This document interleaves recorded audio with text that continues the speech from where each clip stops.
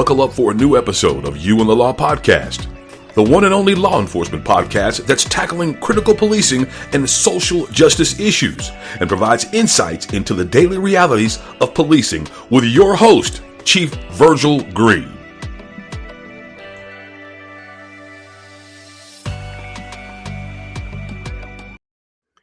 Hey, welcome to another episode of You and the Law Podcast. I'm the host of the show, Chief Virgil Griddine. And as always, I want to thank you for taking the time to tune in and join us for tonight's topic. And we're going to have a guest on the podcast. He is the author of a book that if you have not picked up your copy of this book, you definitely need to get a copy of it, because I have been reading through the chapters, and it is definitely a book that you will not be able to put down. And it is Drama Behind the Badge, a True Love Story by Reggie Griddine. And so let me bring my guest on the podcast, and there you go. Cap, how you doing? I'm doing fine, Chief. How are you doing? I'm doing good, sir. It is great to have you back on for part two of our three series of talking with you about Drama Behind the Badge, a True Love Story. And first of all, Happy New Year to you and your family. We're 15 days into the new year, so again, Happy New Year to you and your family. Happy New Year to you, Chief. And Chief, before we get started, I just want to pause and tell you and let you know that I got a few of my friends, everybody that's coming online today. As a group, we're praying for Minnesota, and we're praying for peace, for Minnesota to have peace. And what I found out, Chief, is that peace is not the absence of chaos or drama, but the presence of God in the midst of it. So we're praying that God would be in the midst of whatever's going on in Minnesota. Well, I tell you what, it is definitely a lot since last Wednesday. The tragic death of a young lady that was shot and killed by an ICE agent in Minneapolis, and then just last night there was another incident where ICE officers shot another person in the leg, and so it has been a lot of protesting. For the most part, a lot of peaceful protesting. Last night, things kind of turned different, became pretty a lot of chaos. And so, as you mentioned, this is a state and a city in Minneapolis that needs a lot of prayer, and because it is definitely a lot going on. And I have to tell you, Reggie, and those who are listening, being up here and seeing the videos that I continue to see is very disturbing. It's one thing to go after people who are, undocumented or not here legal, but when you're going after, people at schools, you're going after parents who are trying to, take their kids to school, drop their kids off, and you're also attacking, citizens. And so, I think this is, unfortunately, Reggie, and to those who are listening, I think this is going to get worse before it gets better. And today, before we came on the air, I heard the president say, about, the Insurrection Act, which would call in the military. That's not what Minneapolis needs or the state of Minnesota needs. So hopefully, calmer attitudes will calm things down. But a lot of prayer definitely needs to be for Minneapolis and the state of Minnesota.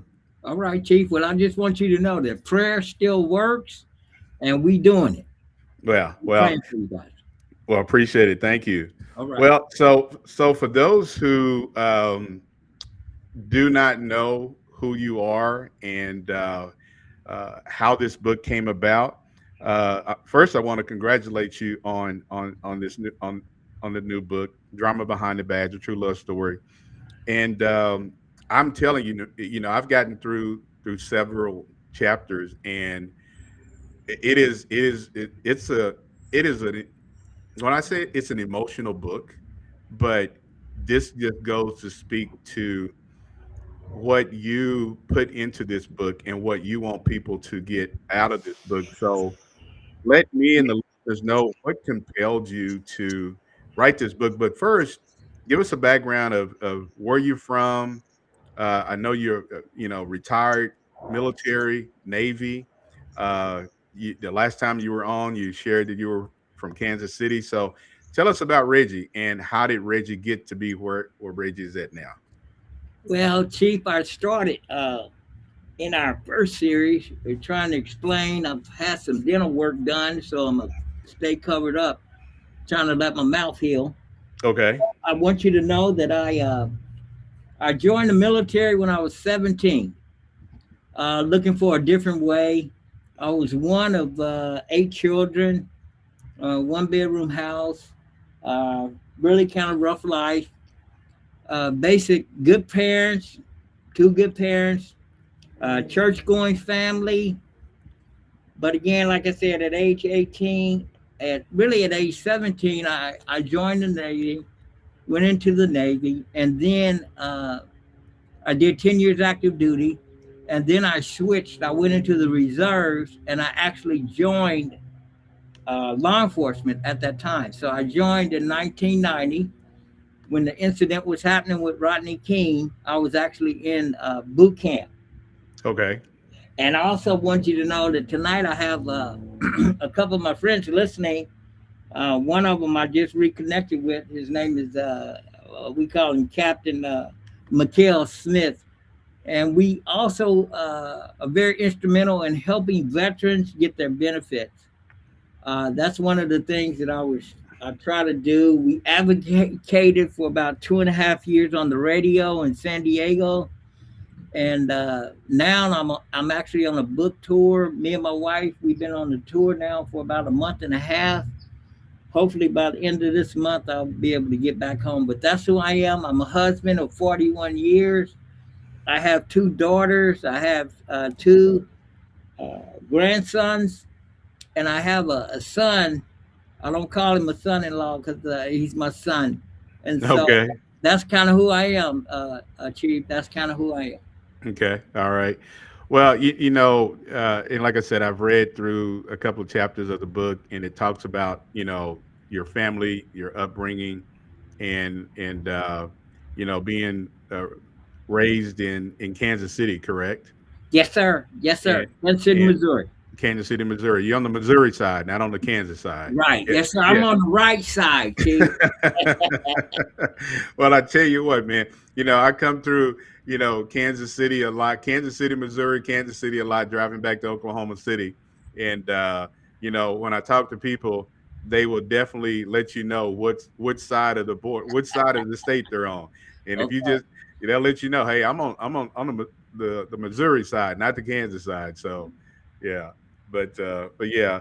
So, you're a disabled veteran. You served in the U.S. Navy, retired from the sheriff department, and you tell me, is this something, because I know this book will probably, you wrote the book, you've talked about it, um, but I want to ask you about HARP, Okay. because it seems like that was something that even when I read it, it disturbed me as to what happened and how that all unfolded. But it seemed like it really impacted you. So if you could kind of briefly kind of speak uh, on Harp and what he meant to you, because you bring it out in the book. Yes, sir. Chief. I started in law enforcement in 1990. Again, I'm telling you, Rodney King's situation was happening, and that was actually in my backyard. But Steve Sharp was what I could. I mean, his name was Steve Harp. Uh, he was like what I consider to be, the Bible says, be careful how you entertain strangers because it might just be an angel unaware. He was like, I believe, the angel that God put in there for me, because a lot of guys who give me a hard time. It wasn't a lot of African Americans in 1990 in law enforcement. I think I Yeah. told you, I did some stats last time me and you were on. I think it was only like 19 or 18% Yeah. were black. But Steve Sharp helped me tremendously. He would walk me to my car, encourage me, tell me I can make it. He was just that guy. He would never do it in front of the other guys, obviously, but Yeah. he was that guy. He was just an angel, man. And one day he was in the locker room and I was watching him. And I said, hey, because his locker was right next to mine. And I said, hey, man, you don't look good. He go, oh, just a bad donut. I said, okay. Yeah, I said, okay. He said, oh, man, I'm too hungry to die. And so I gave him a little privacy. And I turned. And then when I turned back, he was full cardiac arrest. Oh, Now, wow. what got me, I went down because, again, like I told you, in the military, you just go to work. Yeah. That's all I know. You Yes. shirt open, head tilt, chin lift. I'm blowing in his mouth. It was about 25 officers in that locker room, and I tell you, there was a Fox 5 interview, and I don't know. They interviewed me about 11 months ago. My book's only been out for 2, but he went down, and again, it's a little emotional for me, even when I think about it today. It was about 25 officers in the locker room, and as you know, situations like that, that's like the climax of law enforcement. I mean, when you go and stuff like that happens, man, you just go into work. Yeah. But to make a long story short, I was the only one. I was the only one doing the deal. I was the only one in there working. And all these officers are just sitting around watching me, and I'm like, really, what's going on? Was it because of shock or what? I mean, Well. Now that the book's out, that's what a lot of people were saying. It was all about shock, but mentally it messed me up because as a police officer, as a military guy and in law enforcement, it was in my brain. You just automatically just do what you do. yeah. And so I went to work on him, and it bothered me for years why nobody helped me. Why? Now Yeah. I was the only black officer in the locker room at the time. I don't know if it was because I'm breathing for him or I'm in his mouth, or I don't know. Because back then we used to breathe for the person that was down. And so I was in counseling for about 4 years after that because I just could not. I just had a lot of mental health after that. I'm like, come on, we supposed to be a family. Why aren't these guys helping me? Yeah. I don't know if it was shock or what. I can't. I still can't answer that question to this day, Chief. I can't.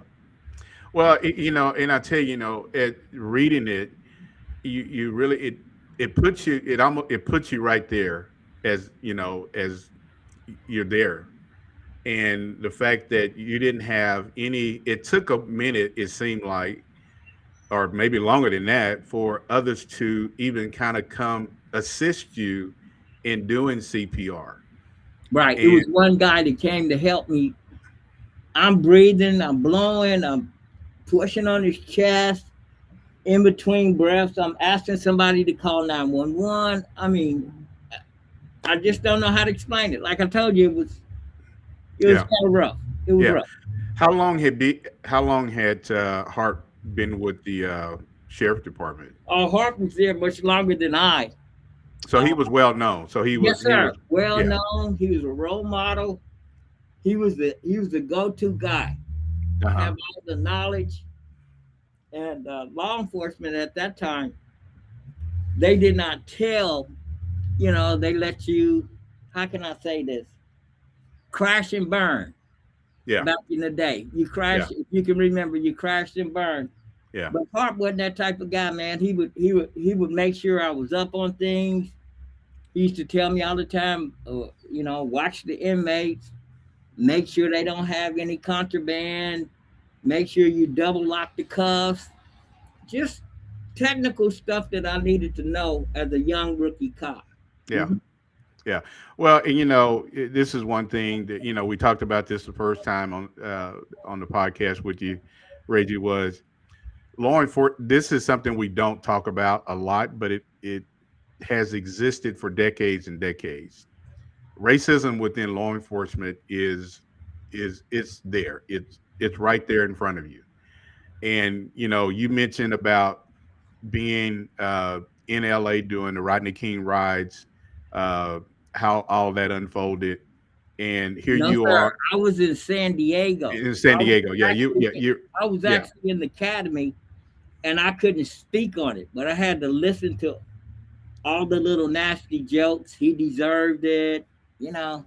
Yeah, yeah. Well, and again, I think this is the one thing that when you don't see a lot of people who look like you and me in law enforcement, uh, it is you see the institutional racism in law enforcement, and I my uncles were in law enforcement in New Mexico. I had two uncles that were in law enforcement out in California in San Bernardino, and so I can only imagine what you experienced in the '90s in that environment, in that culture. And you experience, we'll get through, we'll talk about this throughout the podcast, but you experience some things that uh, a lot of people probably don't think really existed even in 1990. The racism, the treatment of how black men and black women are treated in law enforcement, and it goes to the question, why? I mean, you want to serve the public just like the next man, but why is there a difference because of the color of our skin? Well, I think you hit on it in my first podcast. You gave a little history on law enforcement, and you said it generated out of slavery. Like slave patrol, yeah.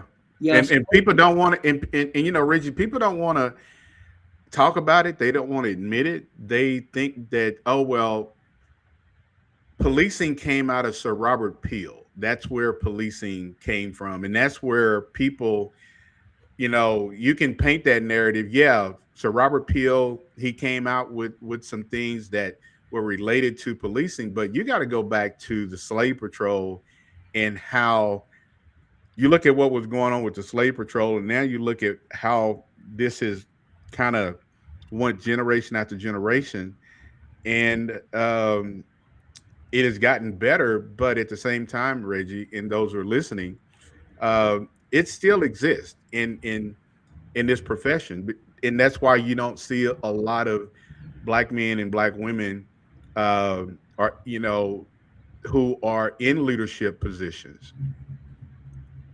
yeah, because I think one of my friends' son recently is considering law enforcement, and I was telling him how important it is to be groomed before you go in law enforcement, so you will know some of the adversities that you will be facing and the importance of being resilient. Because I learned resilience is the ability to reset and reset quickly. Now, another thing you just said, Chief, and I know you have a big audience, so I want to be very careful. Uh, you just said it has changed. Well, a couple of days ago, I flagged down a law enforcement officer because I wanted to give him a card about my book. I wanted him to have a card. I thought it might can help some guys or something. Yeah. And he refused. He refused to roll the window down. He kept driving, and I thought about what you said. You said law enforcement works at the convenience of the public, or how did you word that? Well, my opinion, and we exist because of the public. You know, our job is to serve the public, and the one thing that I think that does not really exist, Reggie, is that we don't look at our citizens as what kind of service are we providing to the public. When you go to when you go to Chick-fil-A, you want to get good customer service. And if you go to another restaurant, you may get a survey. How was the service? And you're going to give a good, you're going to give a 10. And we don't have that same mindset in law enforcement as how are we serving our customers? Our citizens are our customers because even what's going on in Minneapolis right now with the ICE agents, people are still human beings, and that's how you need to treat them.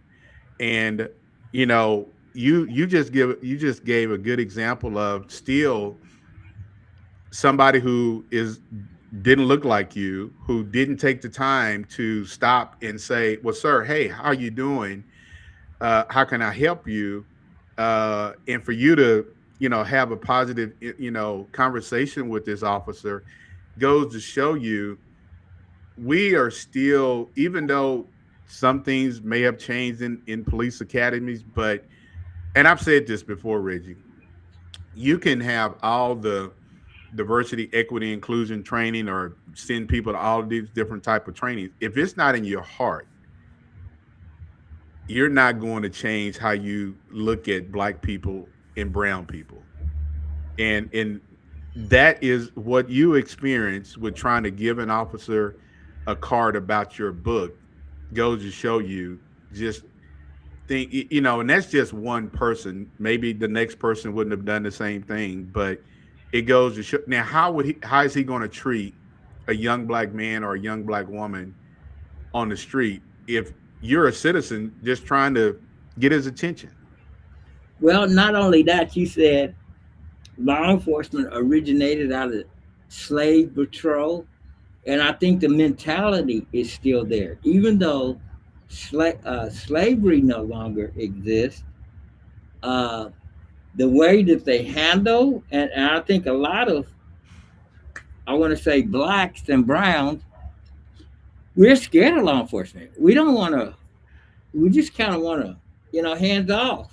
Don't want to bother them. Yeah.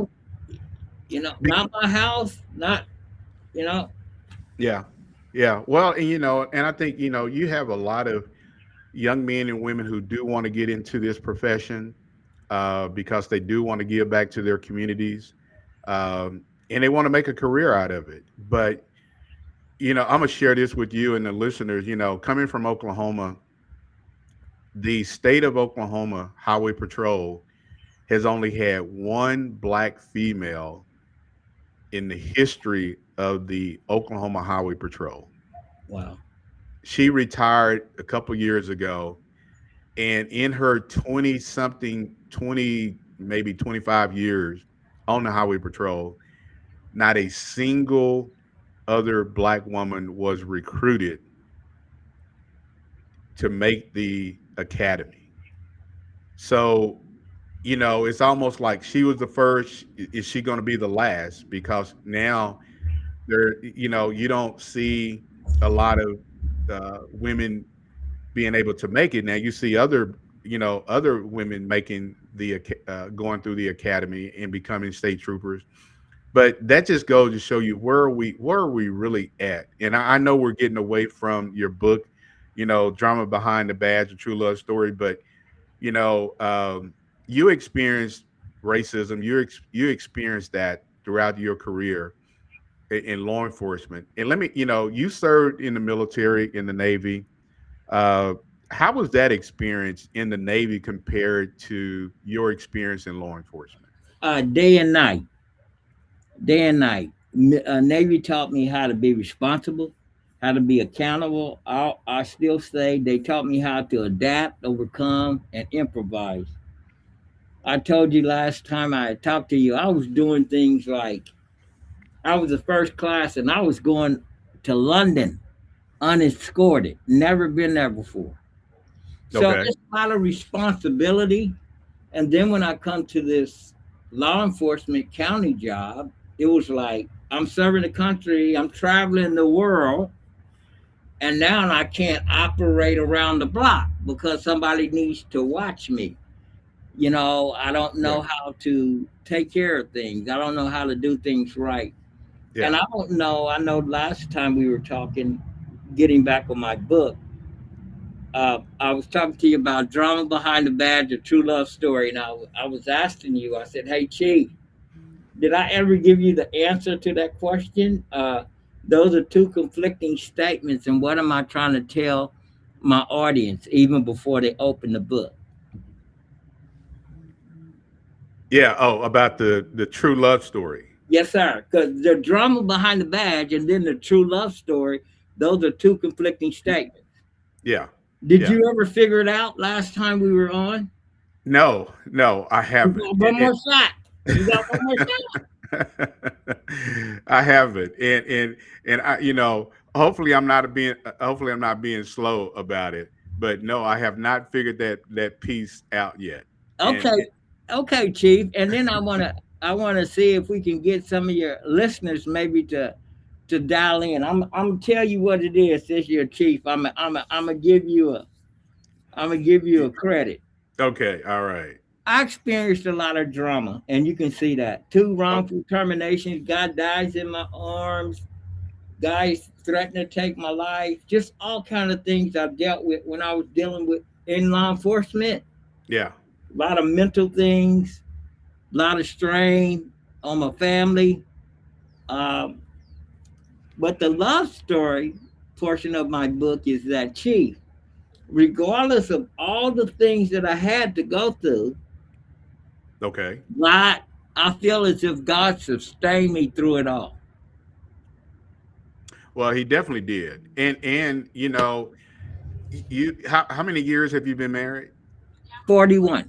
41. And your wife of 41 years stuck with you through that. And you kind of write about that in the book. Some of the challenges with with everything that was going on. You've been in the military, you're, you're a veteran. Now you're in law enforcement and you're going through, everything that you went through in law enforcement. One of the things that I want to ask you about, because I watched an interview that you did with a news outlet, and you brought up the James Byrd uh, incident that took place in Texas. Right.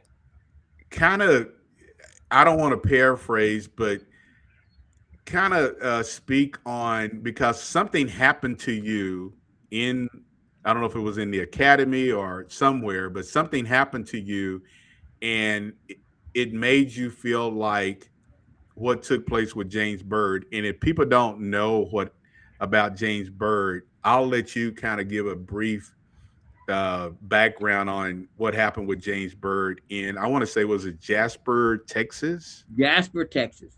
Yeah, Hmm. It's exactly. Sometimes I wonder what is God really trying to do with me, because I actually reside about 120 miles from Jasper, Texas. I'm just letting you know. yeah, But Jasper, Texas, and James Byrd, a lot of people are just they don't know what's going on. I think it was in 1989. Uh, he asked these gentlemen. These gentlemen asked him. He was walking along the road if he needed a ride. And he correct. says it was a hot day. He said, "Sure, I'll take a ride. I'll Yeah, take a ride." And little did he know that was his last ride. that was his last ride. And these guys were white supremacists. And what they did, they tied him to the truck. I mean, tied him to a truck Yeah, and drug him through the whole city. And they said most of the time when he was being drugged, he was still alive. He didn't yeah. die until they hit a And it covert into the hit his what skull. is that? Yeah, Yeah, and that's when he died. And it was like he trusted these people. Now, when you say, how can I relate to it? Well, I want to say it was about, I don't know the exact amount of time, but it was about 4 or 5 months after Harp died. I'm now upset with God now because I'm like, Lord, Harp was my hero. And yeah, if you could have just let him, you know how law enforcement works. yeah, If I could have saved Harp's life, man, my career would have been great. yeah, yeah. but it wasn't my doing whether he would live or die, and he ends up dying. So now instead of hero, I'm looked at as a zero. And so about 4 or 5 months after that, in the same locker room, I walk in and I'm listening to these officers talking about copycatting the James Byrd incident. Oh, wow. Yeah, and I'm just listening, and I'm listening, and so and then I start listening more intensely, and guess who they were talking about? The victim being. The You. victim was me. They wanted to use me as what happened to James Byrd. Now these were guys that I had to trust to get in the cop car with, to trust with my life that if we got in a situation, you would keep my back. Yeah. Even today, I think the guy is listening. I'm asking you to check your screen and see if we have any questions, because one of my guys would tell me, he said, "Man, Reggie, we didn't know you were going through all those things." And then I was telling him, well, I was so embarrassed, I was shamed. Mm-hmm. This is the way I was providing for my family, yet and still I was all these other things were happening to me. Yeah. So how did it relate to me? I'm like, okay, he trusted these guys to give him a ride, Yeah. and they wanted to take his life. I Yeah. trusted these guys. I had to trust them. You the chief. We get out there in the same car. We get out Yeah. there and do the job. Yes, We sir. all on a call together. But yet and still, they wanted to take my life. And so then when I went and told the administrators, Kind of they blew it off. wanted to kick it under the rug. What's that, sir? They just kind of blew it off. Yeah. Wow. Yeah. So Reggie, I saw there's a picture of you in the book. There's a couple of pictures of you. How tall are you? About 5'9". Yeah. Okay. You say 5'9"? 5'8", 5'9". Yeah. Man, you look like you're about 6'2", 6'3". No, I'm not that tall. You're No. not? Oh man, I just from a picture of you in uniform, it seemed like you were a pretty tall guy, had a tall stature, and Had hair. huh? Had hair. Yeah, yeah. I want to say it was a deputy. It looked like it was a deputy uniform picture of you that's in the Right. book. And but yeah, it just seemed like you were, like I said, like 6'2", pretty built guy who nobody would just walk up to and mess with. That's what that picture looked like. And here you are telling a story about these deputies who are supposed to be, somebody that you can trust. Now they're talking about taking you out.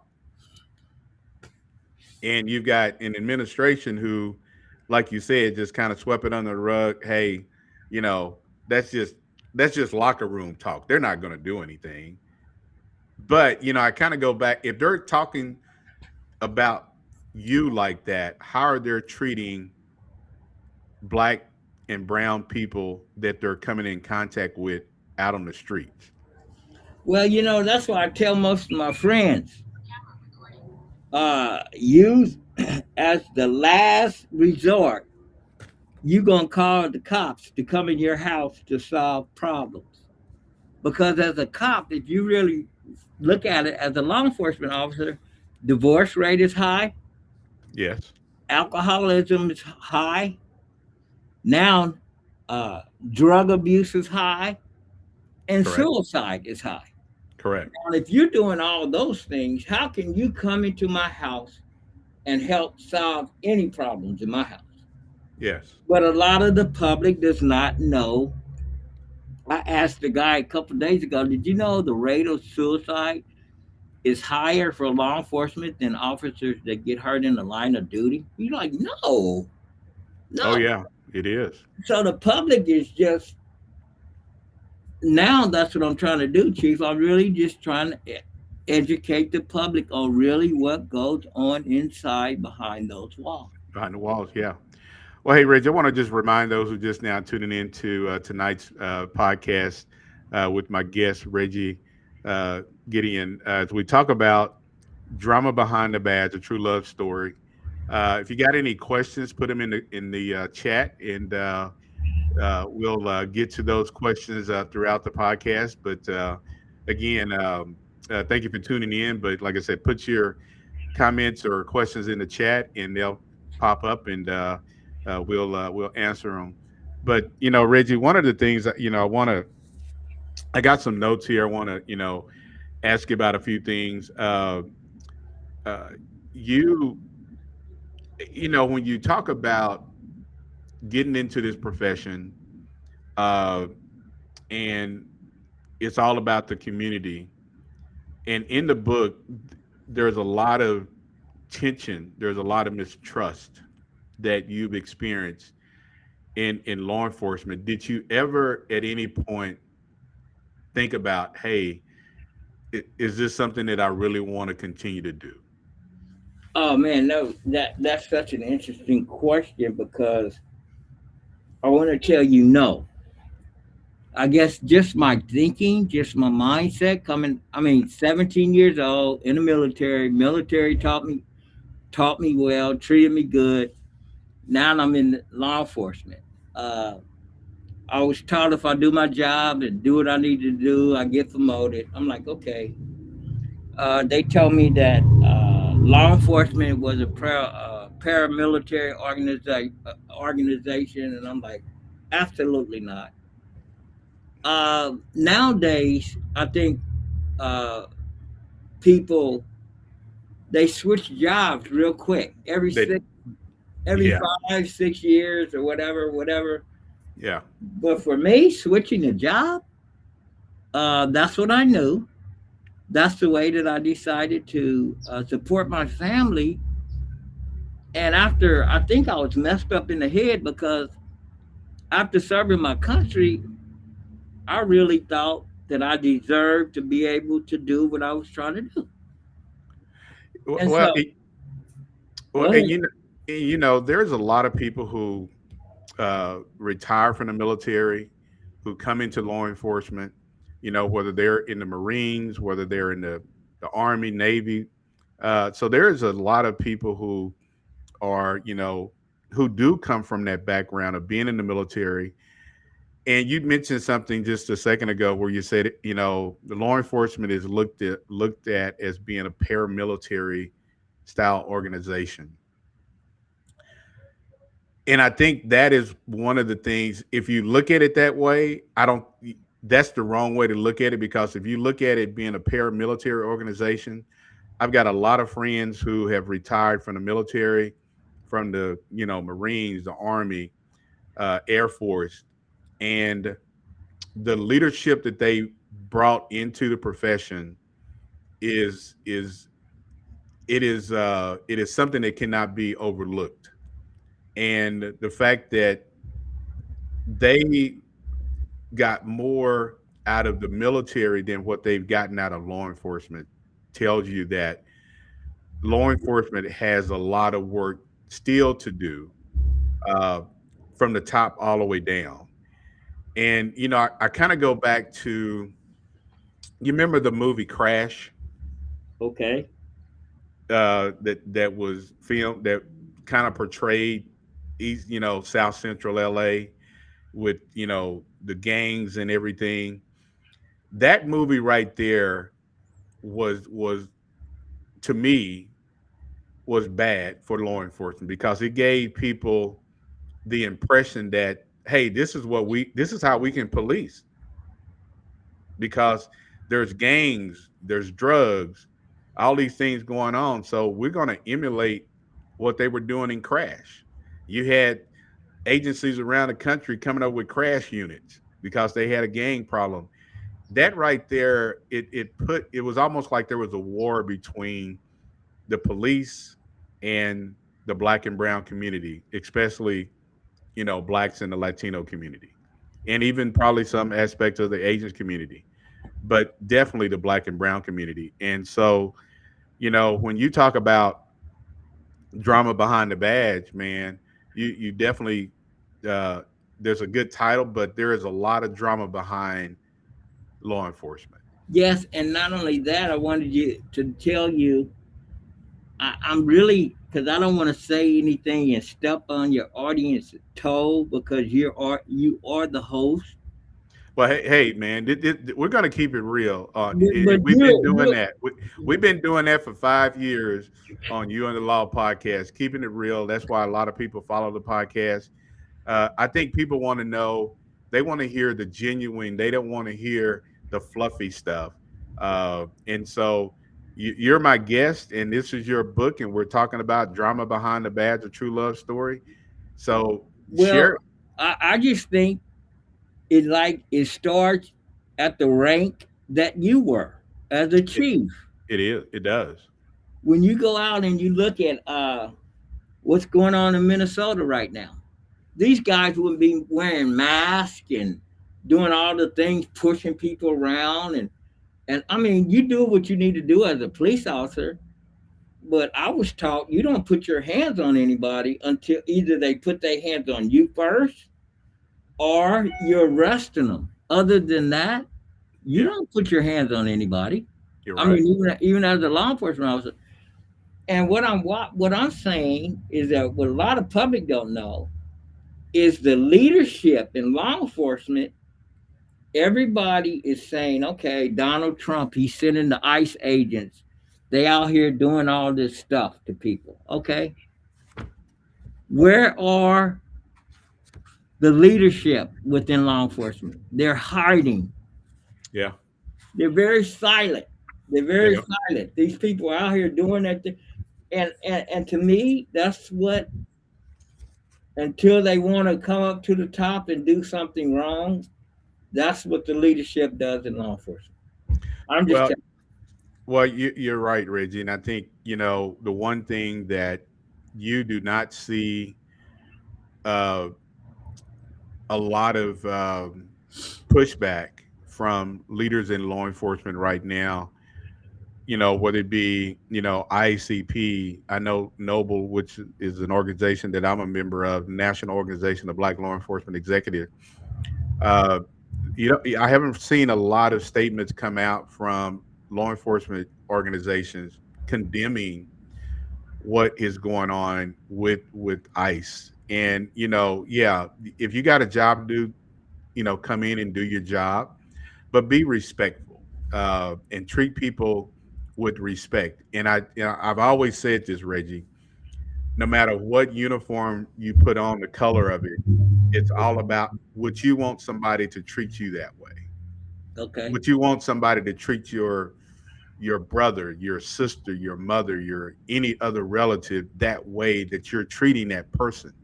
And the answer would be no. You would not want another police officer putting their hands on your brother, your sister, your mother, or any other family member just because. And I Right. think that is what uh, people need to really address. There's a way to do your business, but do it with respect. Now, you got some people who will cross the line, and you got to deal with those people in with whatever the force that you're being met with. Met with, right. But at the same time, this comes back to who are you?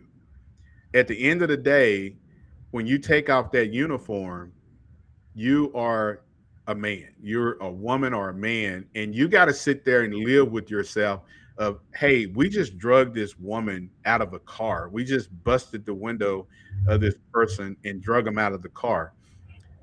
How would I want that same thing done to my family member? And somebody can say, Reggie, well, they're no, that would never happen to them because they're US citizens. Well, I mean, there's a lot of people who are U.S. citizens who are being treated like they're not U.S. citizens, and I don't want to go down that path. I want to stay on the topic of what we're talking about tonight is drama behind the badge, a true love story. But you and as you mentioned, I asked you this question. You didn't deal with that type of treatment in the military. You dealt with more adversity in than law enforcement. Yes, sir. Yes, sir. And in the military now, the admiral, he was the man. He was the man. You get the admiral. Admiral comes, everybody's cleaning. We making sure Oh everything's yeah, polished. He's the man coming through. yeah. He would come through maybe once or twice a year, and once he would talk to the troops. Do you know what his message was? What was that I have an open door policy. policy? Use the chain of command, and, Yeah, and you could use the chain of command to get to the admiral if you had to. Hey, Captain, by the way, it's personal. I need to get to the admiral. You use the chain of command. Am I right or wrong? right. Yeah, and the captain can say, "Hey, tell me what's going on. What's what? It's personal. I really need to get to the admiral. I'm really." And if you put in a request, guess what? You had to see the admiral. They Yeah, cannot tear it up. They cannot throw it away. They cannot round thaw it. If the admiral heard that you put in something and you didn't get to see him, mm, not good. yeah, And so, what I'm saying to you from law enforcement, that wasn't the way. And I don't know if you got to the part in the book where it talks about being the guy who cut the grass for the guy who slept with the daughter of the guy who I was none of those guys. yeah. And it talked about being in line for promotion. I would have never got promoted. But my question that I had for you was that black law enforcement officer in Oklahoma, was she ever placed in a position of power to help somebody else get in? No, Okay. no. She never. She never. She was. She. Her whole career, she was just a trooper. She never um, got to be a lieutenant, or she never rose through the ranks. And so I mean, even though she made history, and this is the one thing that I have said in this, for a very long time. If we're serious about uh, recruiting minorities, uh, we need to make sure that we're putting uh, uh, minority men and women in positions to become leaders in that organization. And how can they get out and recruit and bring in other men and other women into this profession? Um, but that is something that, and we've talked about this on the podcast a lot over the last 5 years, is that when I bring up, her name is Latika Anderson. Um, there's never been another black woman, and you get outside of the state of Oklahoma, you get to down south, you do see a lot of black women who are state troopers who do have a leadership role, but that is something that you know uh, she never had that opportunity. And so again, it just kind of goes back to, does racism still exist in all law enforcement, whether you're talking on the municipal level, the state level, the county level? It really does. And I had a cousin who went through the LA County Sheriff's Academy, and he experienced some things that I don't think he was not prepared for. And he worked in the South Central LA area. And I don't think, this is something that you talked about in the book, is the PTSD. You served in the military, now you are in law enforcement. uh, and I'm gonna ask you this: which one do you think had more trauma to you personally, the military or law enforcement? Definitely law enforcement. I Okay. went, Chief, I went about 2 or 3 weeks ago. They had me come out and talk to a men's group on mental health. And so I'm out and I'm explaining my career and I'm explaining things that I did. And then one guy, he triggers me, man. I mean, really. And people don't understand that with PTSD, you can say something or do something, and he There's triggered a trigger. me. he triggered me as the guest speaker because Oh he wow. says, "Wasn't you protected under the blue blood?" He was talking about the blue in law enforcement. The blue line. Yeah. Yes, and I said, "Hey, let me share something with you. That's what my trauma is. I was never able for 22 years to be entered into the blue line." And then when you were talking about leadership, what I learned in law enforcement, uh, if I don't lead like Chief Green leads, then my leadership's not. We don't go after or attract my leadership. Yeah. Tell me I'm wrong. I mean, because No, that was one of my no. biggest problems. I learned in the military, if I go and I do what I need to do and I make my rank, I can put my personality, I can put my style, I can put my leadership skills to work, right? Yes, sir. That was not the way in the military. I mean, In in law enforcement. law enforcement. Law enforcement is, I had to do it. I had to go out and patrol like everybody else patrol. I'm not gonna patrol like that. You Yeah. can go to jail, you did something wrong, you know the game, you know what we gotta do. Yeah. Me putting my neck, my feet in your neck and bumping the extra bump and Yeah. that wasn't That wasn't you. my style. And so Yeah. then I was tagged as being a inmate lover because most of the guys, when you're in a holding cell area and they waiting to go to court and you talking to them, I'm sitting up there talking to them. Well, usually law enforcement officers not talk to them. I'm like, "Hey man, what happened? What did you do? How could you not have to get back this way again? How do you not?" Yeah. Because that's who I was. Yeah. That's You still gonna be cuffed to the thing. I'm not letting you off. I'm not doing none of that. But I'm just trying to talk to your head so you don't get back here again. You follow Yeah. me? Yes. Yes, But sir. then my coworkers start telling the sergeant I'm an inmate lover, which means I'm gonna give the inmate benefits. Yeah. I'm not giving nobody no benefits. I'm just having a You- conversation. and you're treating them like they're human. Just because you committed a crime and you're in jail doesn't mean that you need to be talked to like you're some dog. And then what I found out spiritually, had it not been for the grace of God, that guy sitting right there on the chair, shackled to the bench, it could have been me. Yes, Come sir. on, Chief. Come on, Yeah. Chief. Yeah.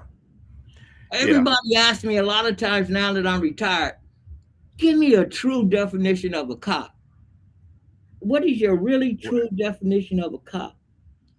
My true definition of a cop is a criminal that hadn't got caught, that understands the game, and still trying to find his way through. Because I don't think we're better than the criminals. I'm just letting you know. I could be wrong. Maybe that's why I'm retired. Maybe I'm no longer in the game. I do not think the cops are no better than the criminals. We've made mistakes. Yes, sir. Yes, sir, Chief. I'll be quiet. Well, no. I mean, when you say that, you got to think about you got cops who are out here committing crimes, and and I'm gonna say, we just got to kind of go back. You go back, Reggie, and you know this, man. You were out in San Diego. You go back and you look at what was going on in L.A., what was going on in New York, what was going on in Boston, and all these other major cities. You had a lot of cops who were committing crimes, and they were no different than the people that they were arresting. And to give you a good example, the movie that Denzel Washington played in, Training Day. huh? Training Day. Well, Training Day, but also the movie that took place with Bumpy, what was it? Bumpy Johnson. What was it? American Gangsters, Okay. where you had, you had cops who were the drug dealers were paying the cops. and taking drug money. So, you know, here you are, you got cops who were probably making $2,000 a month, but they're living in and I'm gonna use this county because it just comes to my mind now, Nassau County, which is a very affluent county in New York, living in a $500,000 home. Okay, go ahead. How are you able to live in this $500,000 home and you're only making probably, you know, less than $100,000 a year? And so again, this and it's just not, I mean, it has happened across the country, Reggie, that police officers have committed crimes on duty, but here you are you're out here arresting people who are committing crimes. And then if you really want to be honest with our conversation, most of the police officers that are out there committing crime are not black, not brown and black. You're not hearing because we don't get the cop. I hear it. We don't get the cop like they get the cop. Yeah, we don't do stuff in the evidence room and got contacts and got that. That doesn't work for us like that. No, it does not. No, it does not. Well, you know, Reggie, man, you know, an hour goes by real quick when you're having good conversations, man. And you know, we're coming up on the last few minutes of the podcast. And, you know, and as we talk about drama behind the badge, a true love story, you know, I have to tell you, man, this just with the chapters that I've read, it is a powerful book and kind of speak on what you had a story to tell. And I know we talked about this the first time I had you on the podcast. We all have a story to tell. What really motivated you and inspired you to put this book together, and how long did it take you to put this book together? Well, long wise, I usually tell people about 20 years because I would stop and start, put information together, stop and start because it was emotional roller coaster for me. Stop and start. And then once I retired, God allowed me to push reset. I got my degree, and then I actually finished up the book. But what really, I think, to try to answer your question, one guy stood up one time in my first book signing, and he said, "Sir, I've read your whole book." And I know the guy, he's a military guy, but very introverted guy. Me and him talked privately. But he stood up, and he says, "Hey, man, I was able to relate to your book." I'm like, "What are you talking about?" He says, "When you said you were hollering and screaming for help and nobody heard you." I mean, that was hard, Chief. Going to the administrators and telling them what these guys saying they're going to do to me. Yeah. And then you put the guy on, the guy that made the accusation against me, the department put him on stress leave, and I was coming into work every day. So what I'm trying to say to you is that, wow. No, I'm telling you, these are the things, you know, what really drove me to do that. And the guy stood up and he says, "You know what, man, I was able to relate to what you were talking about when you said nobody was listening." He says, "Because I've been there. I've been in places like that. I'm screaming, I'm yelling, I'm shouting, and nobody's listening." So then I feel like as I watch my book, because I'm coming out with a workbook as well. Okay. A workbook's in the works for Drama Behind the Badge, a true love story. And so that's what motivated me when I know people can relate. And I've always been loud, but it's not been loud because I'm so vocal. It's been loud because I'm hurting so bad. And now even my friends and family said, "Man, we never knew you went through that." Yeah. Well, you didn't know because I didn't tell you. Yeah, exactly. And the guy told me today, he said, "Well, Reggie, that was the stigma. You didn't tell mental health. You couldn't ask for help." Yeah. And so Well, you get your call. yeah. Well, and there's a lot of, you mentioned this earlier in the podcast about, the suicide rate in law enforcement. Uh, it is high. Uh, there are more men and women dying by suicide than by being shot in the line of duty. And so that is something that every agency across the country is dealing with, is how do you address mental health in this profession. And you've got a lot of agencies who are got peer support uh, teams. They've got uh, other resources for men and women to tap into if they're struggling with it could be something at home. It doesn't have to be something at work, but at least you've got the resources to reach out and to talk to somebody. And so because you don't want to put, and this is the thing, I'll say this, Reggie, you got to make sure that you're in a good mental, in a good spiritual place to be in this profession. Wow. Mentally and spiritually, you need to be in a good place. And a lot of people don't talk about the spirituality, you know Mhm. like people don't talk about politics. I don't like talk about I will never talk about politics inside the walls of a police department. But I think the one thing you need to find out, where are you at spiritually? Because if Well, you are a they said there's a separation between church and state. church and state, yeah.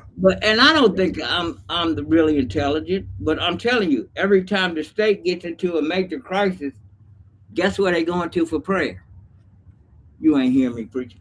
Oh, I heard you. I heard you, brother. I heard you. And the thing of it is, what is the first thing, when something tragic happens? Hey, we need to pray. We need to pray. Okay.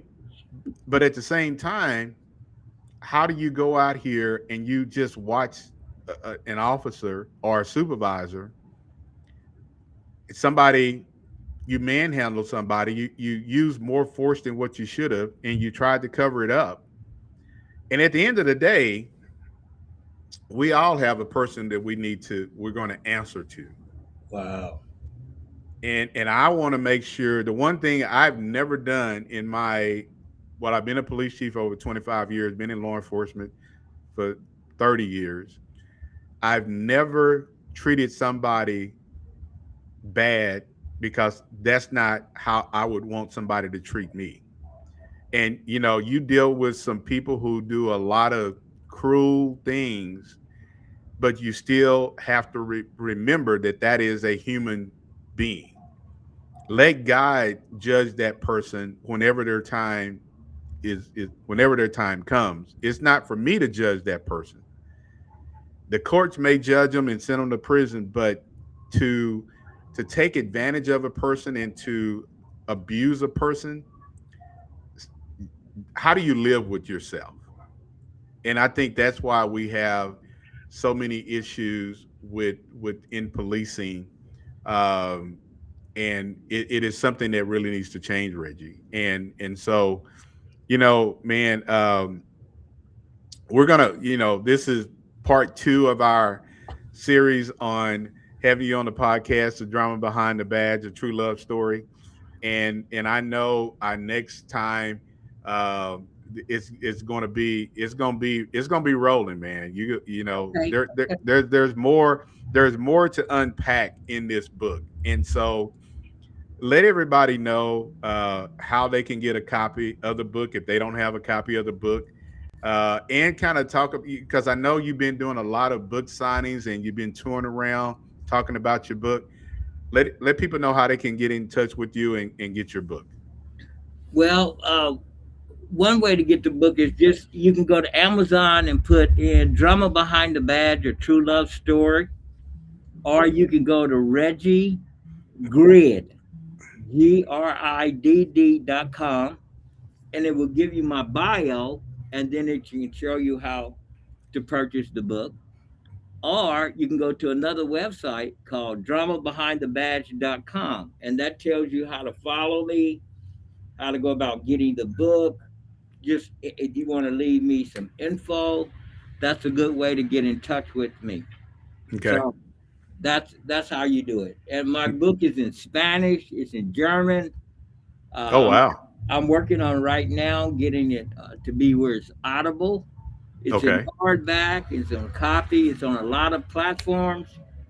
And like I said, we working. The team's working on doing a workbook as well, so we can actually get it into the military, get it into the people's hands from a mental health perspective. Okay. Okay. Well, when we come back on, I definitely want to talk about, the mental, PTSD aspect of what you write about in the book. But there's just so much more to get into. And I'm not But scared. I'm not scared, and I'm not going away. Every time you say you'll have me, I'll show up. well, well, well, we're gonna do more than just we got we said we are gonna do this 3-part series of having you on, but you know I just can't have you on 3 times and just not have you back on. So you're gonna be back on more than that, uh, because I know you have a lot of people following you, and so I want to just reach out and thank you've got you got a few people on that are listening. Uh, is it last name is Colleen? Right, Musa Kaleem, Yeah, he's on, Michelle Smith. and Mr. Smith is on.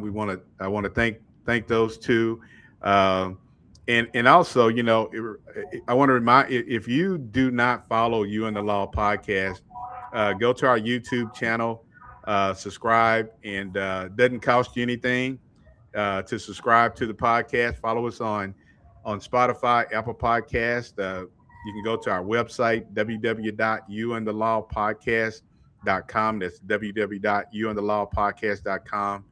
And and also check out some of our previous aired shows, and you can also check out our first interview with Reggie, and you can also leave some comments on there. So Reggie, man, it's been a pleasure, sir, Thank you, having Chief. you back on, and we're going to be doing this in another couple of weeks, getting you back on as we talk more about Drama Behind the Badge, a true love story.